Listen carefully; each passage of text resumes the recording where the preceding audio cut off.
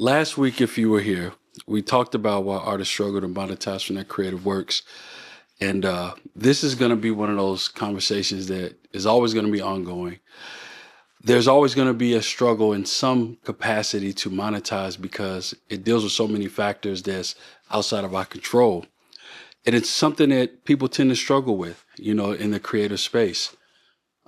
This is not the case for everybody, but at some point or another, people, if they're transparent enough, they'll tell you that I struggled, that there were some things that I had to figure out in order to learn how to monetize my creative works.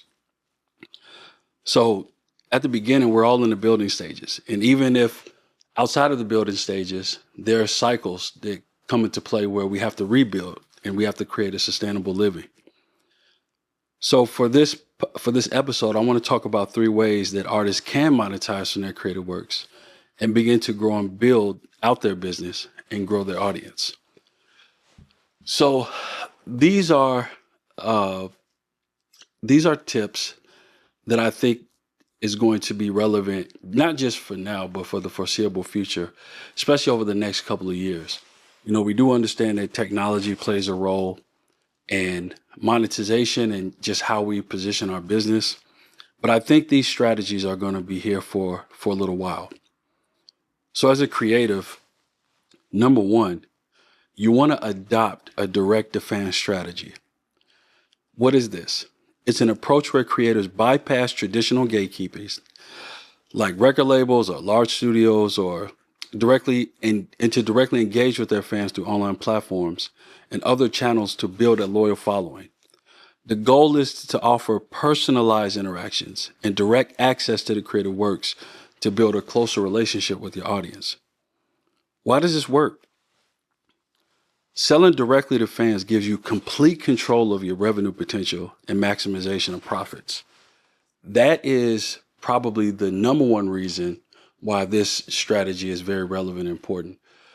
It takes away the income potential or the cap that you can have if you're dealing with a record label, for example, if you're an artist, or if you're dealing with any other distributor that is in charge with distributing your products and negotiating those deals to get your creative works in particular places. While there is a possibility of taking on more of the expenses for the cost of doing business, you also increase your earning potential. There's no salary cap, as I alluded to earlier. The beauty of revenue generation is that it's a strategy of pricing, positioning, and the actual business model that you get to choose to adopt for your direct-to-fan strategy. So when I speak about direct-to-fan, I'm talking about a direct relationship between you and the person that's engaging with your creative works. And there's a multitude of ways in which that interaction could come into play when it comes to selling your particular creative works or your products.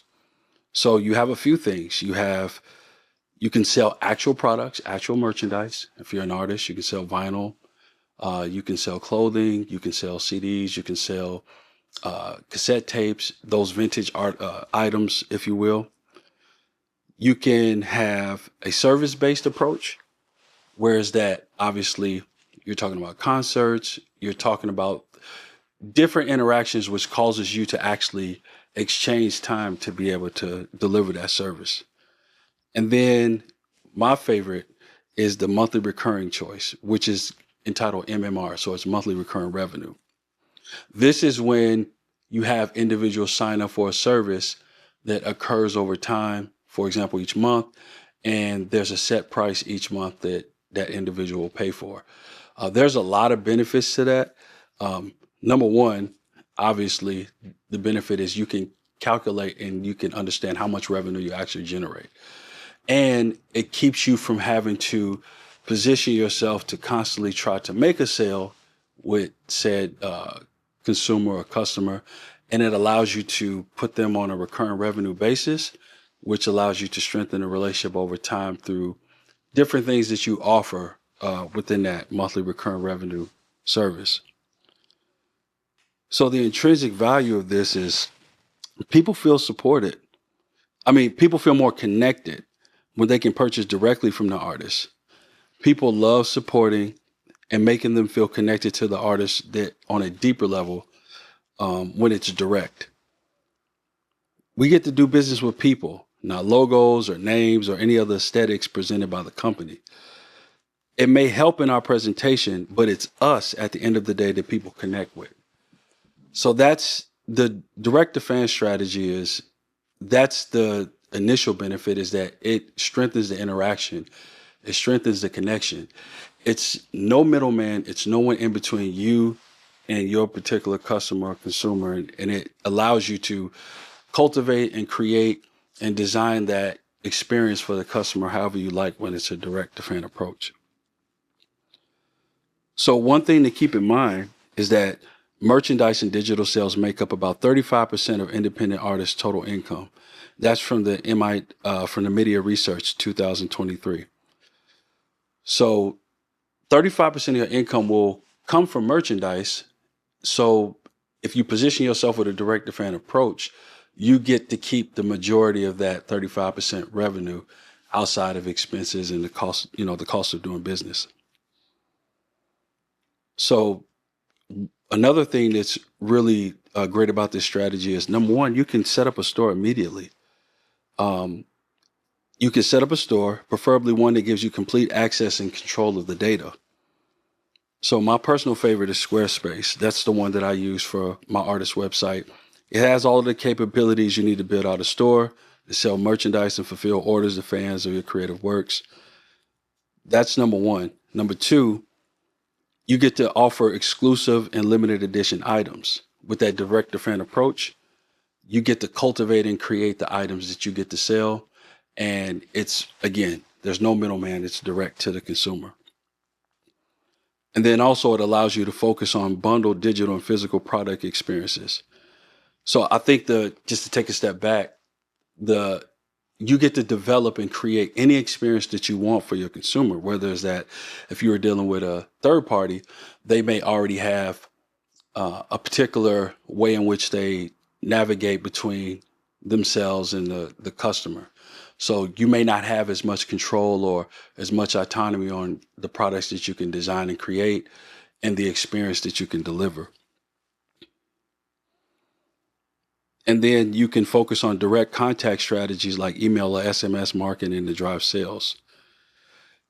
The important thing about the direct to fan approach also is that, again, alluding to what we was talking about earlier, is the data. There has been noted there's a $36 return on investment for every dollar spent in email marketing. And there's about a 20 to 35% click-through rate on SMS text messaging. So with the direct to fan approach, with the access to data, not only can you cultivate and create that experience directly, you also get to control the frequency of that connection. You'll never be out of contact with that customer. Whereas that if you deal with a third party, then you have to rely on them with how they handle the customer, how they directly execute that experience between your products and the customer. And you don't have access to the data, so you can't scale and build long term. You don't know who's dealing with you, how they're dealing with you. You know that the information that the third party service may tell you, but you don't have access to the direct data unless you have a deal cut out where you can get access to that information. And while service-based products can generate income, you want to focus more on digital products that reduce exchanging time for money. So that's another benefit with the direct fan approach, especially when it comes to the monthly recurring revenue services and the digital product services that you can offer creatively, is that you don't need to be there specifically exchanging time to generate that sale. So for example, if I have 100 vinyls and I sell 35 vinyls on that day for $35, whatever amount of income that I generated from that, it didn't require me to actually exchange time to generate that revenue. So it's just something that you want to consider. So that's number one, having a direct to fan approach. Number two, and this is something we kind of touched on earlier, membership communities, subscription-based support generating monthly recurring revenue. The pure definition is it's when members sign up and pay a recurring membership fee, usually monthly or annually, In exchange, they receive access to your exclusive community and premium content not found anywhere else. So why does this work? Something we alluded to earlier. Fans will feel deeply connected to you as a creative, and they'll pay for early access, exclusive content, and community engagement. It builds predictable recurring income rather than one-time sales. So we live in an age where we have the technology, we have the supporting networks to be able to develop the monthly recurring revenue statuses where we can allow people to experience us with our products on a monthly recurring basis. We can set up a community, we can set up and establish a network, we can set up and establish an experience where we can deliver on a monthly recurring basis because we got the tools, we got the platforms. Like I said, I used Squarespace earlier. Squarespace has an entire membership model tiered program that you can implement and use you can deliver that particular experience when it comes to exclusive content and early access to your work. So here's some interesting facts about that. Patreon reports that the top earning musicians make about $100,000 annually from memberships. According to the data from Paid Membership Pros, the average revenue for an established membership community, including ones that are led by creatives, is around $307,805 a year. And roughly 50% of the established memberships generate six figures annually, and a smaller percentage even reaching seven figures. So follow the numbers. I tell you right there. I mean, I don't know your financial status as a creative, but I can imagine that from experience, if you could generate roughly $307,805 a year with the membership model, and it's a model that has been proven by other creatives that they've utilized it to build a community and generate that type of revenue, it's something you want to pay attention to, especially in this age where exclusivity is becoming more of a value add rather than anything else, because we have access to so much stuff and so much information that exclusivity is becoming gold, if you will. So how would you implement this immediately? You want to decide and map out a membership community relative to your creative practice. You want to offer multiple tiers to increase the value of the membership and content. So for example, behind the scenes, in-studio access, early music releases, unreleased music, group one-on-one Q&As.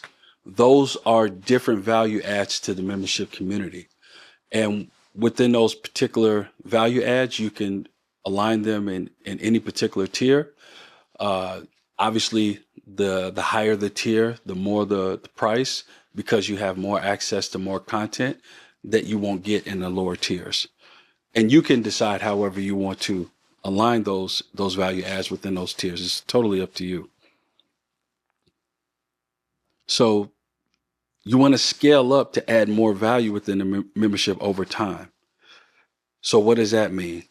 That means you go from general subscription to superfans. You want to have about 2 to 4 tiers total. That would be recommended so you could be able to differentiate which value add you want to add to each specific tier and price it. Memberships allow people to engage in your creative works without you necessarily being there. Rather, the majority of the service is stockpiling and adding the content that's associated with each membership tier. Fans get to experience and engage with the content on their own terms, making for a unique and intimate experience. And again, I think that's the beauty about the MMR business model, the membership model, is that as you stockpile this content and you create content and you add it to your membership community, people get to experience it at their own pace. I mean, because for example, if you had to be live, or if you had to release products in real time where people can only get it at a specific time, because everyone lives different lifestyles and they live different ways, that can be a hindrance, if you will. So with that particular approach, the customer gets to experience the content and the creative content at their own pace and in their own time, which makes a unique experience that they can tailor to their own schedule. So that's number 2. And then number 3, content monetization. What is this by definition? It's the process through which creators make money from their content, whether they're making videos, writing articles, recording podcasts, or creating digital art products. The creators economy's market demand is expected to almost double in size from 250 billion coming from 2023 to about 480 billion by 2027. Whew. It's a lot of money, man. So why does this work? Creators can build audience through valuable content and not have to wait for industry recognition or gatekeeping approval. Most platforms like YouTube, Instagram, Fanbase, Facebook, they offer ad revenue, sponsorship partnerships, and direct fan support. Now, this is something that has been taking off over the past couple of years where the actual content itself is something that you can monetize from. I think that, and it's a different mentality from using content to lead people to sell a product, more so than developing and creating content and the content being the actual product. So just to show you how powerful this is, YouTube's partner program pays creators roughly between $3 to $5 per 1,000 views. So if you have a video and your video, one video has 149,000 views, another video has 200,000 views, and another video has 600,000 views, that money tends to add up. And if you think about $3 to $5 per 1,000 views, do the math. I mean, and while content monetization may take time to build up because you have to build the content, and when people experience your content, they essentially go down a rabbit hole and they want to see the next video and the next video, depending on what you actually offer within your creative practice. Over time, this tends to add up, and there's a compound effect with this. So just using the artist community, for example, independent musicians who engage with YouTube audience make about an average of $50,000 per year through ad revenue and memberships alone. So what does that even look like? I like it to this, I don't know his name, but there was an individual that talked about artists struggling with making content. But he said you have to look at it differently. It's not making content, it's documentation. So whatever you do as an artist, in your creative practice, all you have to do is document it. All you have to do is set up the camera and record it. Don't worry about how to edit it. Don't worry about how to, position it on social media. Don't worry about any of that yet. Because once you document it, you can worry about all that later. And the documentation becomes content. And I think that takes the stress off people to be able to, develop content and to figure out, how to create content and how to make it for the future. I think if we could just think about it in those terms, just documentation, actually just filming what you do normally, whether that's for example, if you're an artist, whether you're making a record or whether you're collaborating with a different artist or whether you're out at an event and you're performing. Just document the process, and then you can worry about how to position the content later. And I think that it comes off as more authentic. And I think that it takes the pressure off you to figure out how to actually develop and make content. So how to implement this immediately? You want to develop a content strategy that allows you to post recurrently, consistently, and to add valuable content that will create engagement and recurrent support from your audience. One thing that is extremely important, because we have access to so much technology and there's so many channels out here to put content on and to build an audience and to build a base, you want to decide which channels you will invest your time and energy into that gives you the greatest return on engagement and audience building based on which platforms best serves your audience. Don't spread yourself too thin. Don't focus on all these channels. It's too many, trust me. And there's going to be more created in the future. So you want to exclusively begin to build out and invest in those channels that you feel that are most relevant to connecting with your audience. Let me give an example of this. So if I'm a middle-aged adult, I love golden era hip hop, 90s hip hop. And as a creative, I still create from that space. I still make music that kind of is tailored and inspired from that generation of music. Why would I then, and I'm not saying this is the case for everybody, but why would I then take that content and try to build an audience on TikTok? Because the average age of a TikTok user who's into music is the ages of 16 to 24. That era of music was around before they were even born. So if I'm trying to position my content to an audience who has no connection, no understanding, doesn't understand the nuances of that era, and I'm trying to create content that's based in 90s hip hop to a 16 to 24-year-olds, I'm not saying it wouldn't work, but I'm saying that your chances of connecting may become slimmer than whereas that if you're dealing with a different platform like a YouTube or an Instagram or Facebook or something to that degree that has the audience that is looking for that type of music. So you don't want to make it difficult on yourself. Now, for whatever reason in your creative practice, if you feel the need to use a platform like TikTok, and for the example that I use, go ahead. Do whatever you feel is best for you. But the point is, you want to think deeply about which channels you invest in and why you invest in them. So when you position your content on those channels, you understand why and what the point and the purpose is. So what are the key benefits of these monetization strategies? I think one of the biggest ones is financial independence and ownership of your time. It reduces your reliance on waiting on industry-led opportunities to provide you with a source of revenue. It creates direct revenue streams from fans, and it allows you to operate at low scale and low barriers to enter into each strategy.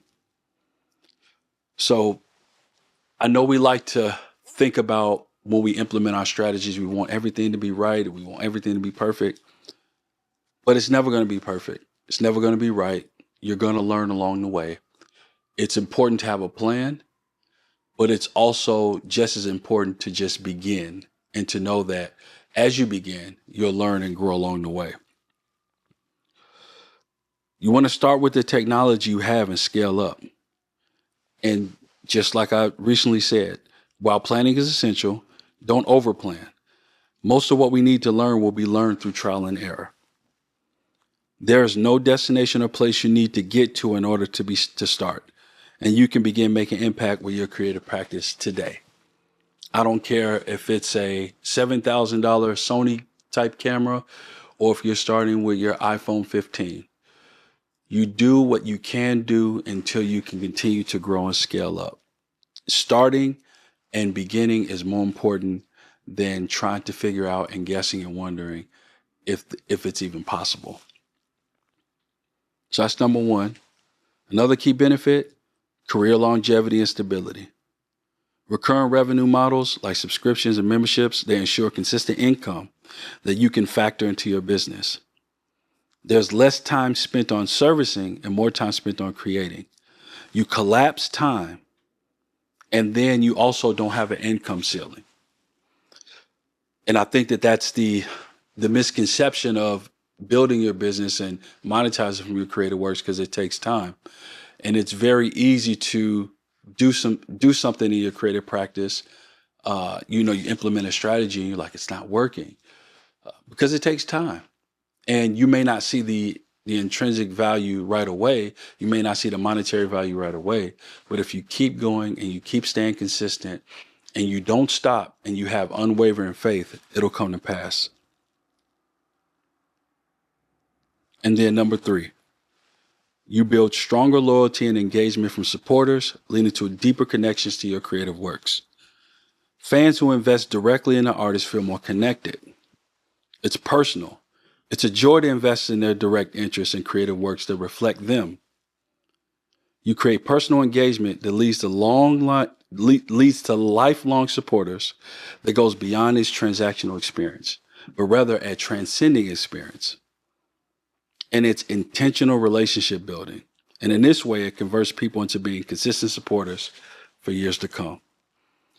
And that's what we want. We want long-standing customers. We want long-standing people who are by our side, who are supporting what we do, and that we add value to. And when we monetize from our works from that perspective, we get to control the narrative. We get to design the relationship interaction. We get to create the experience. And we get to take that data and that information, and we get to design an experience that brings us closer together, and then also better positions your creative work for the people that you serve.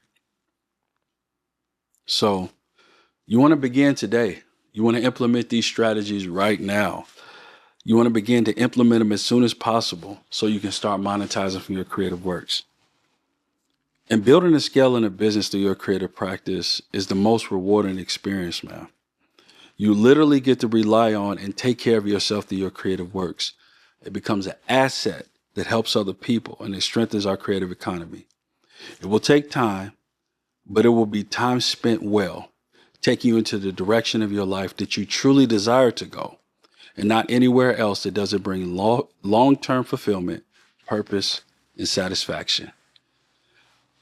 Hey, let's start building today. Start monetizing from your creative works today. I can't wait to see you thrive, man.